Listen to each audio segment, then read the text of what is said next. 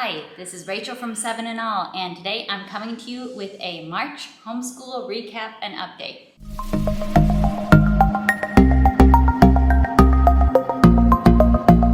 If you have not watched this channel before, I am a second-generation homeschooler and a mom to 3 sons, and in these monthly updates, I just try to share updates on how our school year is going, sometimes reflections, big ideas, but also just sometimes specific information or things that are working for us right now. So I'm coming to you today with quite a few updates. I'm going to jump right in and talk about pre-K. My second son is in pre-K right now. He's 4 years old, and a lot of people will tell you, don't start too early with homeschooling. That's not something that you're going to hear on this channel.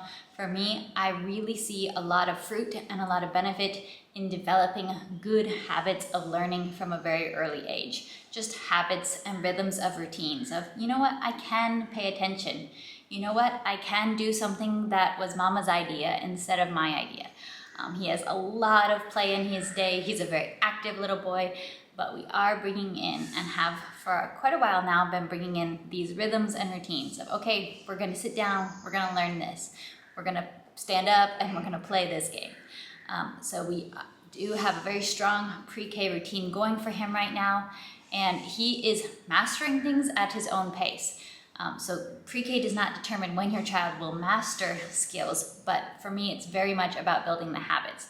Right now, we're focusing on really getting the hang of the alphabet. He knows quite a few letters, and there's also quite a few letters that, it depends on the day. Does he know them or does he not know them? We'll see. We'll see from day to day. But really, we're just in a stage of building familiarity, building mastery. I'm using Alphabet Adventures, which is the curriculum I wrote and sell on my website, and that recommends and incorporates a whole lot of flashcard games. So flashcards are pretty much part of every day with him right now, some kind of alphabet flashcard activity, really working on coordinating sound to letter and building speed.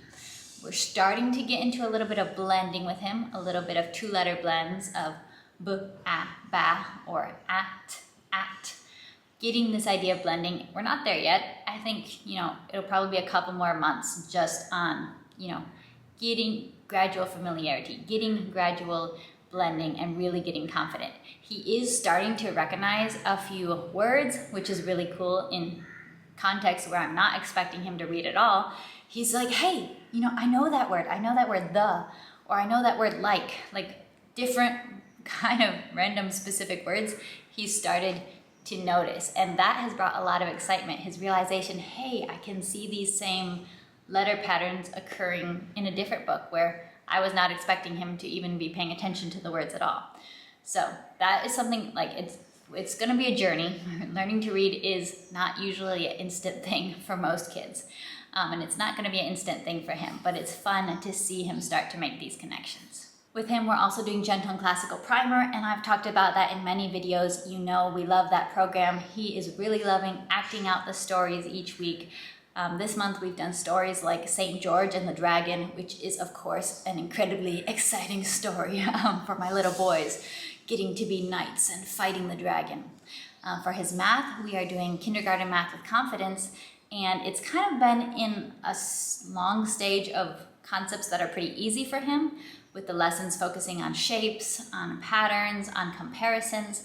But what I really like about Math with Confidence is that while we're in these weeks of focusing on relatively easy subjects, we are also every day having reviews with concepts that are a bit harder for him to grasp at this stage, concepts like subitizing, being able to visually see a quantity and get faster in recognizing that quantity without having to count each one. Or concepts like pairs that make 10, 7 needs 3 more to become 10. So we're getting chances to constantly be doing little bits of work on those harder concepts while progressing through the curriculum on some weeks of easier concepts. And then Spanish. If you watched my end of year recap video, I talk a little bit there of how I realized my younger son doesn't tend to know as much Spanish as my older son. I'm planning that we're going to be doing some adjusting and shifting in the months ahead. We have already begun that. He's really started entering a phase where he's showing more curiosity. He's asking me, how do you say this in Spanish? How do you say this in Spanish? He's kind of had it click that there's 2 different languages. And he understands quite a bit of Spanish, but using it is what we're really trying to work on and trying to make forward progress there. So I'll be sharing with you in the future some of the resources I'm thinking to use with him. One thing that we started this month was actually started having little get-togethers with another family who has one English-speaking parent and one Spanish-speaking parent, and they have boys our son's age, so we've been having get-togethers for intentional Spanish language classes. We've only done that twice so far, and 2 times is a drop in the bucket, but I'm telling my husband, who is leading their little Spanish class, hey, after 10 times, after 15 times, I think this could really make a huge impact. And for them to have an experience of speaking Spanish with other kids, with peers their own age, is something really precious, something I'm excited about, and I hope that we can continue. Next, I'll share an update on my older son. In February, I believe I shared his first grade curriculum picks. And just because of the timing of when we were finishing up old levels, we've actually started quite a bit of his first grade curriculum now, even though it's technically spring. I'm not a stickler for starting things at a particular time in the school year. You probably know that if you know me. We just tend to finish one level and roll right into the next. And if we take a break, it's because there's a good reason to take a break, like we're going on vacation. So we have started quite a few things that we needed to start the next level of. Other things we are still waiting on because we're finishing up other resources. One thing we have started has been math, and I believe I updated on that in my February video as well. We've started both 2nd grade Math with Confidence and Beast Academy Level 2. And this has been really interesting. Math with Confidence is not new to me, but Beast Academy is very new to me. But using the 2nd grade level or the Level 2 at the same time has been very interesting for me to notice some of the differences between these curriculums, because both Math with Confidence and Beast Academy, within the first couple of weeks of the program, they introduce some of the exact same concepts. They introduce the number line as a tool, and they also introduce comparisons, the greater than, less than, equal to, comparing numbers. However, this is where the difference lies. They are introducing and teaching the same concepts, the same tools, but the actual problems that the child is expected to do in the workbook are vastly different. Within Math with Confidence, it's very straightforward. It's very, very doable. The workbook is something I can just hand to my son, and he's doing it completely independently after I've taught the lesson. Beast Academy, the practice problems are not quite that simple. They definitely require a little bit more of stepping back, thinking about things, working through how to solve them. It's not just placed on a silver platter for you. And I'll give you an example. So for when you're learning comparisons, greater than, less than, and equal to, Math with Confidence gives you the same thing that you'll always get. You'll get 76, and then a little circle in between them, and then 67. Okay, do you draw a greater than or less than sign? Straightforward and simple, right? Then, in Beast Academy, you're not getting that. You are getting, on the one side, 99 plus 99 plus 99, then a circle, then 300 minus 3 on the other side. So the student has to do a little bit of extra thinking and a little bit of an extra step to figure out, wait, is one of those greater than, less than, or are they equal? And yes, they're equal. To us, that might seem easy, but to a child, that is definitely some extra problem-solving skills needed. So 199 plus 202 or 200 plus 200, which is bigger, which is less? So that's one of the things I've noticed, that they're actually teaching the same concepts, but this is a lot harder. And one way that I saw that these two curriculums are feeding each other is that in Math with Confidence, we were scheduled to read this book, Your Fantastic Elastic Brain. My son really enjoyed this. We've actually read this several times since it was scheduled, and he's looked through the pages on his own. But then, when we were doing our practice problems in this book, and we're figuring out some tough puzzles, he tells me, this is stretching my brain. So he's able to recognize from the concepts that were introduced in this book, scheduled by Math with Confidence, that the exact work that we're doing in this book is stretching his brain. It is challenging him and making him think outside the box. So this has been a fantastic addition. to our homeschool, I was skeptical. I was like, I don't know, this is not the kind of math I'm comfortable with. I'm a pretty straightforward math person. But he's been loving this. This is definitely not something I would do with every kid, but for him, it's been awesome. Now, one thing that we have not yet started for first grade curriculum is everything to do with Sequence 1. And that is because we are still going through our geography around the world. Although we are getting fairly close to the end, we have now reached South America with Beautiful Feet books. We have been studying Ecuador. We're about to go on to the next country, which I can't remember if it's Brazil or Peru, something like that. I can't remember the exact order they go in. But I think we might be finishing this up in April, or maybe it will stretch into May. Depends on how many books I have, how many extras I can fit in. But we'll be wrapping up in South America, and once that's done, we will be heading into Sequence 1. Now, as far as Chinese, I have updated you. We started learning Chinese a year ago. I subscribed to the website Little Chinese Learners, and I did update that I wasn't sure that I was going to continue the subscription past the 1 year, and eventually I did decide not to. And this is what I identified as to why, and why I felt like we weren't getting as much out of it as we could have, other than what I also talked about, that I was kind of pregnant for most of this year and, a little bit of survival mode, so that played a role as well. But as far as the curriculum in particular, the Little Chinese Learners program in particular, one thing I really liked about it was that the videos include actual explanations of how the language works. It includes explanations of what's going on as we put these sentences together. I love that it includes that. I am a language nerd. When I learn languages, I want to learn that stuff. I want to learn the explanations of, what's the etymology behind these Chinese characters, what's going on in the way we put these sentences together. I like that stuff. I love learning that stuff, and I love that the curriculum includes it. However, I was realizing with the age and with the attention spans of my sons, I felt like that was all just largely flying over their head. And if we could kind of simplify it, boil it down to, at this point, you guys just need to learn some words. You need to learn some phrases. You need to learn some familiarity with the sounds of Mandarin a little bit more than really getting these explanations. And I'm not saying that the explanations were overly detailed or lengthy.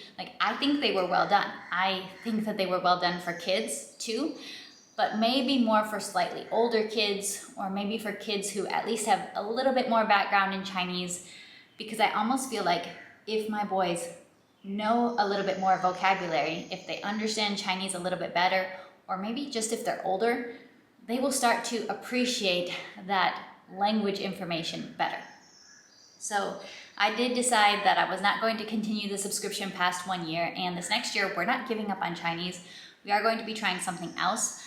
The Cultured Kid reached out to me this month about trying out their program, and I'm like, hey, I was already not going to continue with this, and I wasn't sure what I was going to do next, so I'm going to give this a try, and we are going to see how it goes. Their videos are aimed at younger children. That I think they recommend their program for age 2 through 8, and they don't include any explanation pretty much of how the language works. It is vocabulary in the videos, just visuals and vocabulary. And then they have lesson plans and game ideas, and a lot of their lessons and their practice and activity ideas are all relying on flashcards. And that really caught my attention because, I like to use flashcards in my homeschool. I have found them to be a very effective tool with my boys, so the flashcard thing definitely intrigued me. So that is what we will be trying, and I'll update you on how that goes. Again, my goals with Chinese do look different from Spanish. I'm trying to build familiarity. I'm trying to build appreciation for this beautiful language, a realization that they can still connect with people who speak Chinese. But I'm not really trying to make Chinese a language we're using in our home. I'm not trying to take away from how much emphasis we are giving to Spanish, because I really still feel like we need to be putting a lot of energy into Spanish, a lot of energy into this heritage language for my boys. So I'm not trying to switch or take away emphasis from Spanish, but I'm just trying to open the door into, hey, let's explore a different set of sounds, a different language, and a whole different system on how this language works, how the words come together. And so we're just going to be kind of building this, playing with this language, getting the hang of another language, and hopefully we'll be able to do that much more consistently and with a better connection during this next school year. Now, in my last video, I shared a very exciting update, which is that I had decided, in answer to multiple requests, to begin writing a kindergarten curriculum in the style of purely preschool. And I'm just going to share, I am loving how it is coming together. This is truly becoming purely preschool, but for 5-year-olds. It's got everything that you've come to expect from purely preschool. You've got the fun activity pages, but not mountains of activity pages. You have the black and white printing, so it's not all of this color ink being used. You have your YouTube links for book read-alouds. You have a lot of practical life skills, minimal supplies needed. This is Rachel's style kindergarten. I love how it's coming together. I am pulling in the skills and the knowledge of my mom and my sister as well as we are creating this program. So I pulled in my mom to write all of the teaching notes for Bible and the applications and any activities for Bible. And so I do want to share that we have chosen which Bible read aloud we will be scheduling throughout the year, and it is going to be The Kingdom of God from Lithos Kids. And I even got you guys a 10% off code that you can use if you're going to be purchasing anything from Lithos Kids. It could be the Kingdom of God book or any other book. I wanted to give you a look inside, but I'm really excited about this choice. We went through many different options, looking closely at many different options, both on our shelves and different options online, trying to find a really good Bible storybook for 5-year-olds. Not something that's going to be above their head and have so much information that is hard for little kids to really grasp, but to really just build familiarity with the stories of the Old Testament. So if you want to get a head start, you could go ahead and start, putting that book in your cart. You can use my 10% off code. I'll leave it down in the description below so you don't forget it, but it's Rachel10, pretty easy. So that is a sneak peek on what the Bible will include. I also got questions if this is going to be offered in a bilingual version or in a Spanish version, and I don't have plans to offer the kindergarten curriculum in a fully Spanish edition right now. However, I have been keeping Spanish-speaking homeschool, bilingual homeschool in mind as I have been writing it and as I have been making our book choices. And quite a few of the books do come in Spanish editions, and that is no accident. One series that will be incorporated is actually the entire Elephant and Piggy series. And I love this. I also think it's somewhat hilarious that as a homeschooler, and homeschoolers love their old fancy books, I just blatantly incorporated the entire Elephant and Piggy series into my kindergarten curriculum. But there's a few great reasons. You'll see it in the curriculum. Those books are funny and hilarious, and kids love to read them again and again, but they're also surprisingly deep. And there's also really good conversations about relationships and relationship skills that we can have based off of those books. And you'll know that if you're using this curriculum in the future. But another awesome thing about it is that the entire series is also available in Spanish. So that's just a sneak peek. You will be able to incorporate Spanish literature very easily into my kindergarten curriculum if that's one of your goals. But it is going to be an English language curriculum. Next, as far as personal life updates, my husband has been very busy. This is track season and he's a track and field coach. So he's been having long days at work. But then right now he's on spring break. So we've been very much enjoying having time together as a family. At the beginning of spring break, we had a to-do list about a mile long with just all of those grown-up things you have to do, taxes and paperwork and many things that he and I have been trying to use this time to, okay, we can get things done together, check, as much as possible. And then at the end of spring break, we are taking a family vacation. This will be our first family vacation as a family of 5. So very excited about that. Looking forward to going on a little adventure with all of my boys. Baby has been so wonderful. He loves his big brothers. Sometimes they fuss him a little bit too much, and sometimes he would rather be kind of left alone. But really, as long as he gets good naps, he's a very happy baby. If he does not get good naps, that's a little bit of a different story, but let's try to get him his naps. I'm discovering that he is a baby who very much enjoys books, and I love that, of course. My first baby loved books. He would sit and listen to books endlessly as an infant, just like this one. My second baby did not love books as a baby. Never wanted to sit and listen to books. This one does, so that's fun. I'm getting to pull out my board book collection again. I have a stack of board books by my bed. I found that to be the most convenient place because, you know, hey, we're having some quiet moments. I'm cuddling with him. He's happy in bed. That's a really nice time to just pull some board books and read them over and over again. I just grabbed a couple that he's been enjoying. This Global Babies one was a gift from my sister. It's just full of little baby pictures from around the world, and babies love babies. So that's great. This series, Cozy Classics, makes me laugh. This one is Moby Dick. So we have leg, you know, Captain Ahab's leg. We've got a mad Captain Ahab, sail. Very simple, but these make me laugh because they're all based on classic tales like Pride and Prejudice. I also have the Baby Believer series, not all of it, but I have quite a few of those that we've been reading again and again. I love having a baby that loves books again, and it's also been fun because my oldest has started reading his board books to him, actually reading the books because he's realizing, hey, I can read these. So he's reading to his baby brother. My middle son is also reading books to his baby brother, but with him it's more just reading. He's memorized the books, and so he's reading them to his brother, and that is very fun to see. All right, that is my March update. I updated you on a lot. Go ahead and leave me any comments if you have any questions, or if you want to share something awesome and fun or interesting that's happening in your homeschool this March. All right, I'll be seeing you. Bye.